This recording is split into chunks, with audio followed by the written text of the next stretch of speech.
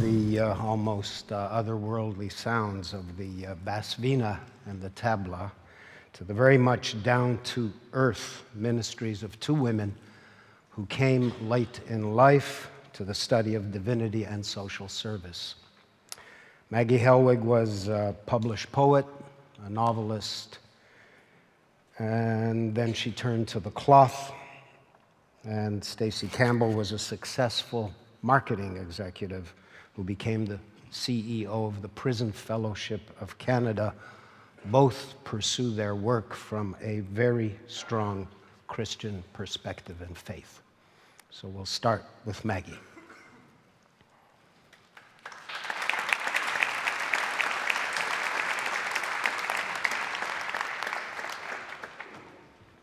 Levin, that is bread.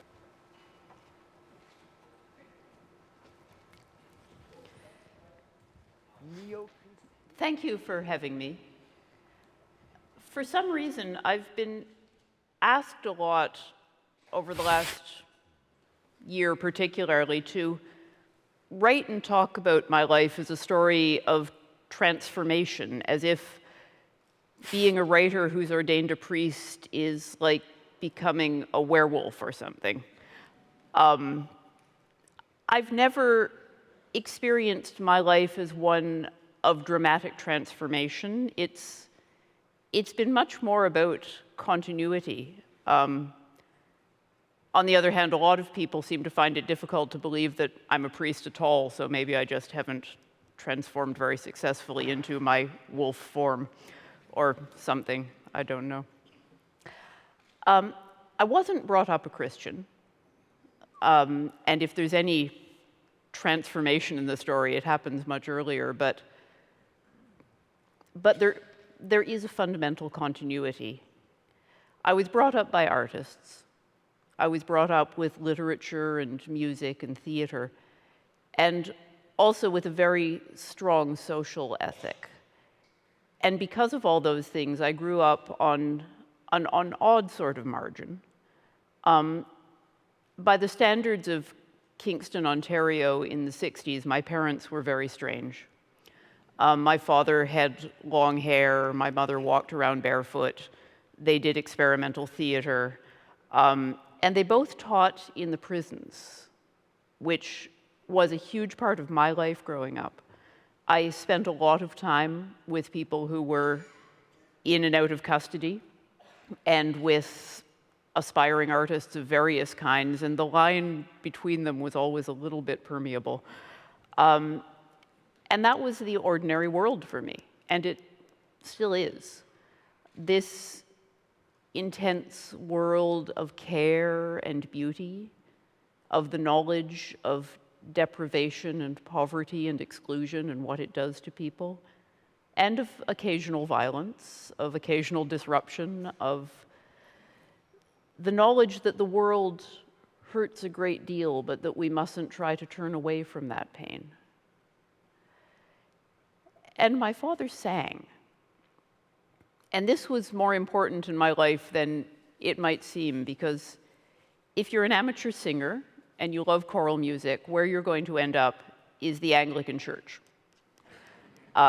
My father has never been a believer, but he has been in church almost every Sunday morning of his life because he's been in the choir. And so I didn't grow up going to church, but I grew up listening to my father rehearse. And the words and the music sank into my awareness. And John Donne, my father, striding around the house reciting Donne's holy sonnets and talking to me about theology. So I got all of this early theological training filtered through a brilliant, critical, fascinated, agnostic sensibility. And in some ways, I think that may be the best way to encounter faith. I spent my teens looking at different faith traditions, mostly through books, because I've always lived mostly through books. But it was finally the Christian tradition that I turned to, and there were a number of reasons for that. Coming to the story without a lot of preconceptions, without somebody having told me in Sunday school what it was supposed to mean, I was able to encounter it as a strange, profound, complex, and deeply paradoxical story of a God who came into the world of meat and matter in absolute vulnerability. A God who hung out with crooks and scammers and women and all the marginal people that I knew. A God who wept and died for love. And it was a story that I thought was complex enough that I could live inside it for the rest of my life and not exhaust the depth of it. And so I've found it to be. And it was also because the Christian faith is, in the end, what has been given to me by my ancestors. It is my heritage. And much of that heritage is good and much is problematic, and some is outright evil, as we've learned as the story of the residential schools has emerged. But it is what formed me and the world I inherited, and it seemed like the most honorable thing to do was to acknowledge that and to wear it, to reckon with the sins of my fathers, mostly fathers, and to live into the consequences, to try to do the work of repair and reclamation of my own history, to try to get back to that thing at the root of the story, which is a story which is deeply oppositional to power, which is a story that lives with the oppressed and the marginalized and the vulnerable and the little ones. I don't know if any of us can say we chose the most important things in our lives. I don't experience it as having chosen anything. I was grabbed into a relationship with this paradoxical God. But however one frames it, I was baptized when I was 19 in an odd little service on a rainy November night where the only witnesses were the priest's wife and some homeless guy who'd come in to get out of the cold. And that kind of set me on the path of the rest of my life right there. And I have struggled sometimes with God, as we all do, and often with the institution of the church, but I've never doubted that this relationship is where I belong. Sometimes people ask me why I decided to become a priest relatively late in my life. I was ordained when I was 50 years old.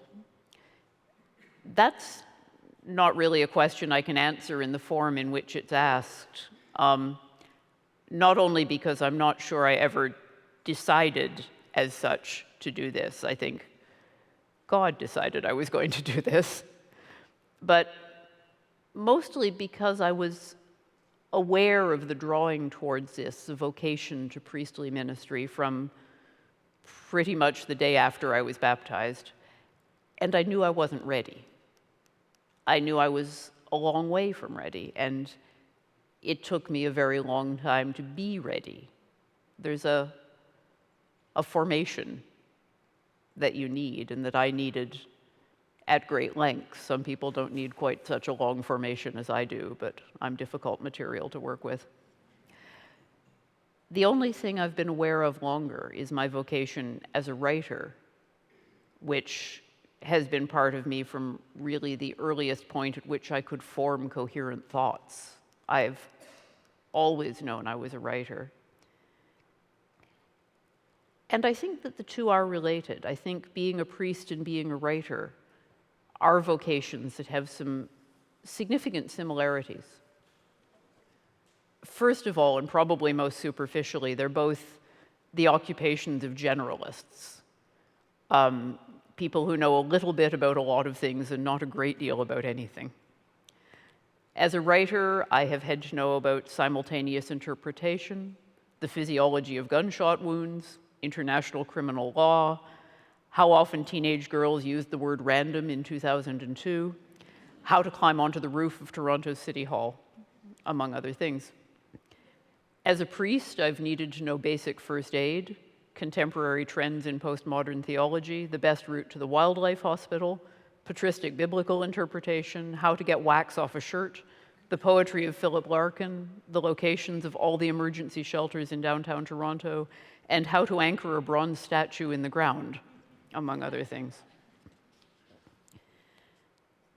But more significantly, both are callings to profound responsibility, to a stringent discipline of attention and accuracy.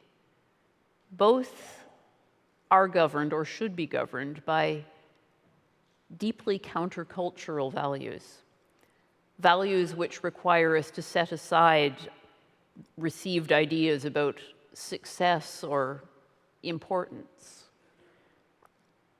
Both link us to communities which exist across time and space, communities of language and thought and faith.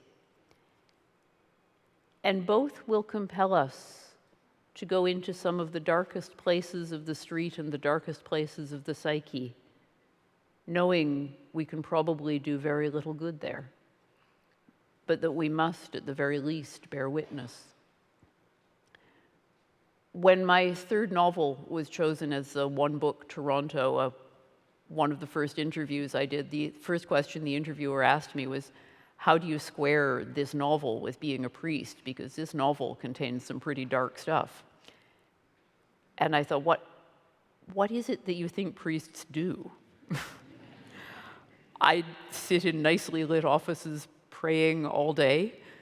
It will take you into the darkest, the loneliest, the saddest, the angriest, the most lost places of humanity. That's where we go. That's where we have to go, because that's where God is. That's where God lives.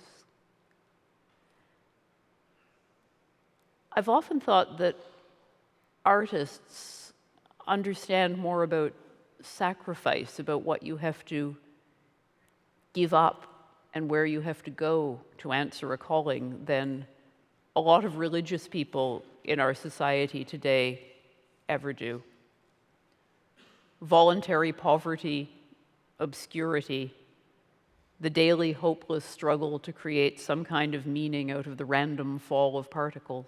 This is what being an artist is necessarily about, and it should be what being a Christian is about. Maybe we should take some lessons from artists in this, and maybe that would get us closer to our own roots. The Anglican Church in particular, I think, has suffered from identifying itself with a certain sort of bourgeois respectability, which is a very long way from what our story is really about. But there has always also been this tradition of the church as oppositional to power. The church as the church of the last and the least and the losers, of the thief who was crucified beside Jesus. I grew up across the street from the Church of the Good Thief. That formed my theology in a lot of ways.